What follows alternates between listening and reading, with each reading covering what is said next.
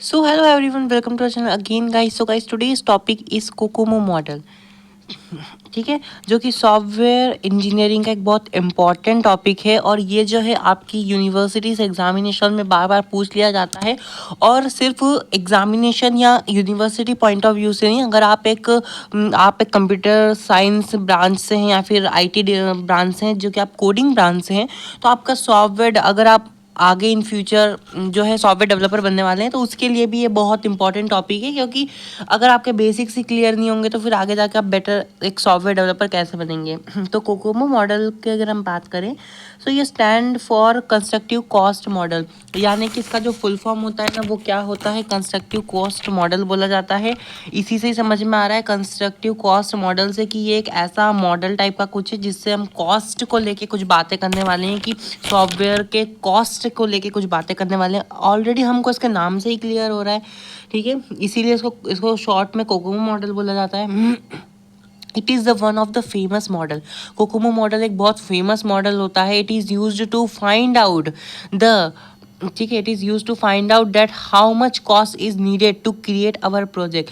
यहाँ आ जाती है मेन बात. कोकोमो मॉडल एक ऐसा मॉडल होता है जिसको यूज़ किया जाता है टू फाइंड आउट और एस्टिमेट दैट हाउ मच, कितना cost is needed to create our project. मतलब कि आपका जो पूरा सॉफ्टवेयर डेवलप हो रहा है, उस पूरे सॉफ्टवेयर को आप डेवलप कर लोगे, टोटल आपको कॉस्ट कितना पड़ेगा, ये कॉस्ट पता लगाने की जो जिम्मेदारी होती है ये कोकोमो मॉडल की होती है. कोकोमो मॉडल की हेल्प से आपको पता लग जाता है कि कितना टोटल खर्चा आएगा इस सॉफ्टवेयर का झंझट उठाने में.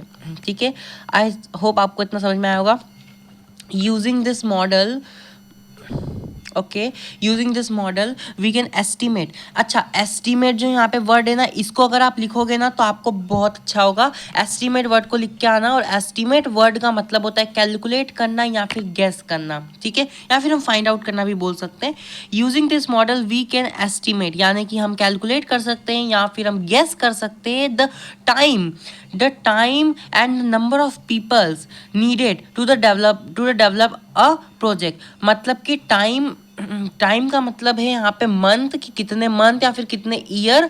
और यहाँ पे पीपल का मतलब है हाउ मैनी मेंबर्स.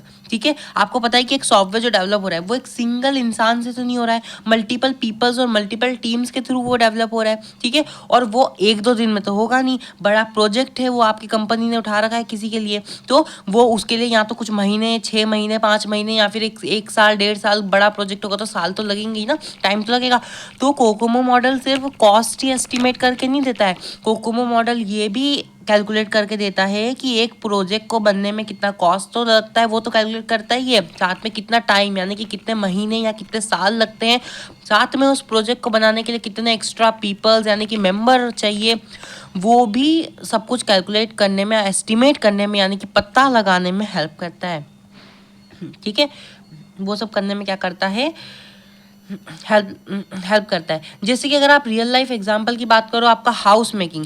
ठीक है, अगर एक घर बनता है तो जो बिल्डर होते हैं वो टोटल पूरा जो है उसको पूरा, मतलब कि डिजाइनिंग वगैरह जो है पूरा देख के, आपका प्लान वगैरह सुन के, एक पूरा एक कॉस्ट के बारे में आपको पता लगा के देता है ना, कि ओवरऑल इतना खर्चा आपके घर को बनने में आने वाले हैं और इतने मिस्त्री या इतने जो मेरे कारीगर हैं वो लगेंगे मुझे काम के लिए, तो उसके हिसाब से इतना इतना पैसा लगेगा. करते हैं ना, एक घर बनता है तो ठीक है, कि इतने मिस्त्री लगेंगे, इतनी मशीन्स लगेगी, इतने टूल्स लगेंगे, ये घर को बनाने में इतना खर्चा आएगा. तो ये सारी जो चीज़ें होती है ना, वो लोग भी किसी ना किसी तरीके से वो करते हैं. ठीक है, तो इसी तरीके से, ठीक है, कोकोमो मॉडल यानी कि एक सॉफ्टवेयर भी बन रहा है तो उसमें भी तो कुछ खर्चा आएगा ना. इतना बड़ा सॉफ्टवेयर बन रहा है भाई, अगर खर्चा ही नहीं आएगा तो फिर वो जो लोग, जो इतने सारे पीपल्स, जो मेंबर्स को बना रहे हैं, उनको पैसा भी तो बांटना है. कंपनी उसको फ्री में थोड़ी ना रख रही है. ठीक है, तो total 3 stages by which we can easily estimate the cost. एक तरह, यानी कि हमारे पास टोटल 3 स्टेज होते हैं, यानी कि इन एक एक स्टेज को क्रॉस करके जो है by which we can easily estimate, यानी कि गैस कर सकते हैं कि कितना कॉस्ट हमको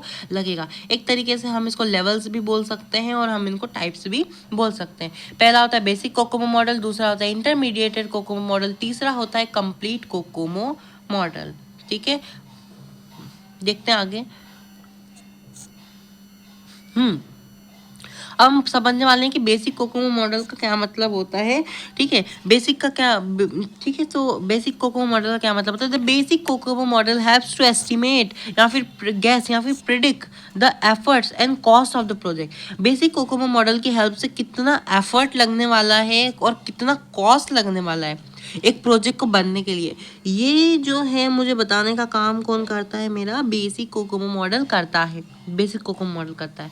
ठीक है, formula is used to estimate the cost in this model. अब क्या फॉर्मूला यूज होता है इसको एस्टिमेट करने के लिए, एफर्ट इक्वल्स टू A1, जो कि A1 की जो वैल्यू होगी वो आपकी कांस्टेंट रहेगी, into kilo line of code का स्क्वायर, ठीक है, पर मंथ। ठीक है, एक चीज़ और, ये जो फॉर्मूला है ना इस पर इतना ज़्यादा फोकस मत करना, क्योंकि टू बी ऑनेस्ट ये जो फॉर्मूला है ना, जो भी ये फॉर्मूलाज वगैरह है कि कॉस्ट को आखिर कैलकुलेट कैसे किया जाता है या फिर कैसे पता लगाया जाता है, ये सब तो देखो जब आप डेवलपर बनोगे तभी आपको सीखने को मिलेगा। ये तो जैसे एक थ्योरी अभी सब्जेक्ट है, तो आपको बेसिक पता होना चाहिए कि चीज़ें क्या होती है। एडवांस लेवल पे तो आपको एडवांस जब जाओगे ना, मास्टर्स वगैरह करोगे या फिर जब एडवांस जाओगे तब आपको न्यूमेरिकल्स आएंगे। तो ये न्यूमेरिकल पोर्शन तो अभी आप छोड़ दो, क्योंकि आपको नहीं आने वाला न्यूमेरिकल वगैरह, आपको नहीं आने वाला। बट हाँ, कुछ इस तरीके का कुछ फॉर्मूला ज़रूर होता है जिनसे कॉस्ट वगैरह एस्टिमेट करते थे, अभी ये सब छोड़ दो। वो था आपका एफर्ट और डेवलपमेंट टाइम, यानी कि कितना मंथ लगेगा उसको कैलकुलेट करना, तो B1 इंटू एफर्ट का स्क्वायर। तो डेवलपमेंट टाइम निकालने के लिए सबसे पहले एफर्ट निकालना होगा, क्योंकि यहाँ पे एफर्ट का स्क्वायर दे रखा है। ठीक है, अगेन इस फॉर्मूले को अभी भूल जाओ, तब माथा खपाने की जरूरत नहीं है। अभी जो मेन चीज़ है उस पर फोकस करो, अभी थ्योरी पे फोकस करो। ठीक है, उसके बाद आ जाता है इंटरमीडिएटेड कोकोमो मॉडल, यानी कि ये स्टेज 2 वाला है। इट इज अन बिल्डअप, यानी कि एक्सटेंशन, यानी कि expand version of the basic COCOMO model, यानी कि थोड़ा सा एडवांस है बेसिक कोकोमो मॉडल के। It provide more accurate result in cost estimation, यानी कि कॉस्ट को फाइंड आउट करने के लिए और अच्छा एक्यूरेट आंसर ला के देता है as compare to basic COCOMO model का, यानी कि और ऊपर। ठीक है, it also uses 15 additional predictor to estimate the cost. ये ऑल्सो 15 एक ऐसे एडिशनल प्रिडिक्टर को यूज करता है जिसके हेल्प से हम इजीली वो कर सकते हैं, क्या कर सकते हैं, मतलब कि हम कॉस्ट का एस्टिमेट कर सकते हैं। ठीक है, यहाँ पे कंप्लीट कोकोमो मॉडल की बात कर लेते हैं। It is an extension version of the intermediate COCOMO model, यानी कि इंटरमीडिएट कोकोमो मॉडल से भी एक कदम आगे वाला मॉडल है ये, मतलब टाइप है, स्टेज है। This model has total 6 phases. It is phase sensitive, ये फेज सेंसिटिव होता है। इस मॉडल के पास टोटल 6 फेज होते हैं।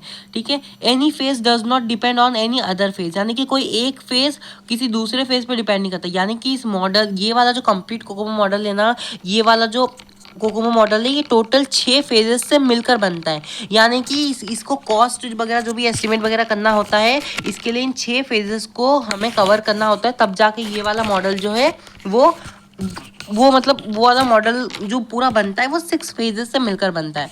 और जो ये मॉडल, ये जो मॉडल्स होते हैं ना, ये इट इज़ फेज सेंसिटिव। ठीक है, और ये जो फेज होता है ये किसी दूसरे फेज पे डिपेंड नहीं करता। ठीक है, यानी कि एक फेज के कारण दूसरा फेज अफेक्ट नहीं करता। इट इज़ यूज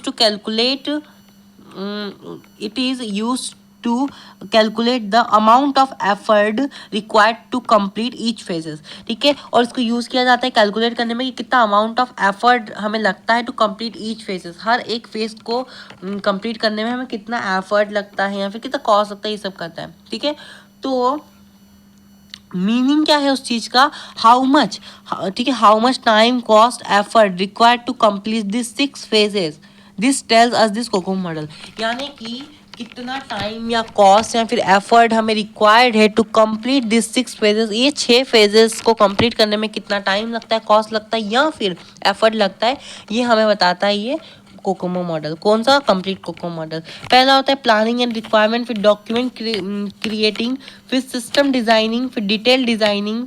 ठीक है, डिटेल डिजाइनिंग, फिर मॉड्यूलिंग, कोडिंग एंड टेस्टिंग, फिर इंटीग्रेटिंग एंड टेस्टिंग, फिर कॉस्ट कंस्ट्रक्टिव मॉडल, यानी कि कोकोमो मॉडल। ठीक है, इन 6 फेजेस से मिलकर बनता है। इस 6 फेजेस जो है, ये जो 6 फेजेस है, ठीक है, ये हमें ये बताता है कि कितना टाइम या फिर कॉस्ट या फिर एफर्ट लगेगा हमारी जो सॉफ्टवेयर है उसको पूरी तरीके से क्रिएट होने में। ठीक है, यानी कि ये वाला जो कोकोमो मॉडल होता है इन 6 फेजेस से मिलकर बनता है। यही हमें सारी चीज़ें बताती है कि how much time cost effort required to complete this 6 phases. ठीक है, ये सब बताता है।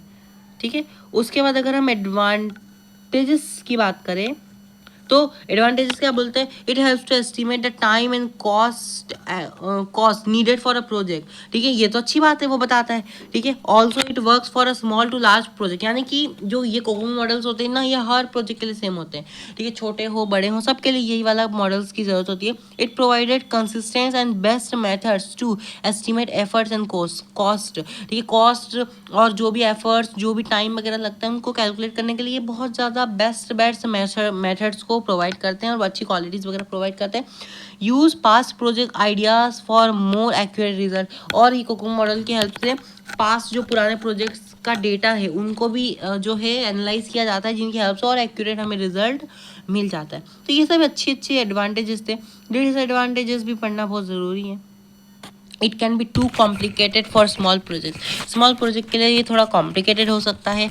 May not be very accurate for the modern software development methods, अभी के जो मॉडर्न सॉफ्टवेयर डेवलपमेंट मैथड्स है उनके लिए हो सकता है बहुत ज़्यादा एक्यूरेट रिजल्ट ना ला के दे पाए। Require historical data which may not be always be available, जैसे कि अभी हमने देखा कि पास्ट के प्रोजेक्ट, पुराने प्रोजेक्ट को यूज़ करके भी नए प्रोजेक्ट में उनका आइडियाज़ को यूज़ किया जाता है। तो हिस्टोरिकल डेटा यानी कि पुराना डेटा भी नीडेड होती है कभी कभी, जो कि हर वक्त अवेलेबल नहीं होता। ज़रूरी है कि पुराना डाटा हमेशा अवेलेबल हो सकता है ख़राब हो जाए, हमें ना मिल पाए।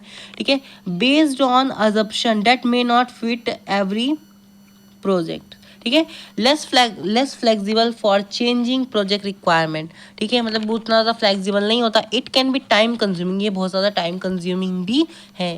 ठीक है, तो इतना ही था, ये था कोकोमो मॉडल। आई होप आपको समझ में आ गया होगा, अगर आया हो तो like share subscribe. Thank you so much for watching.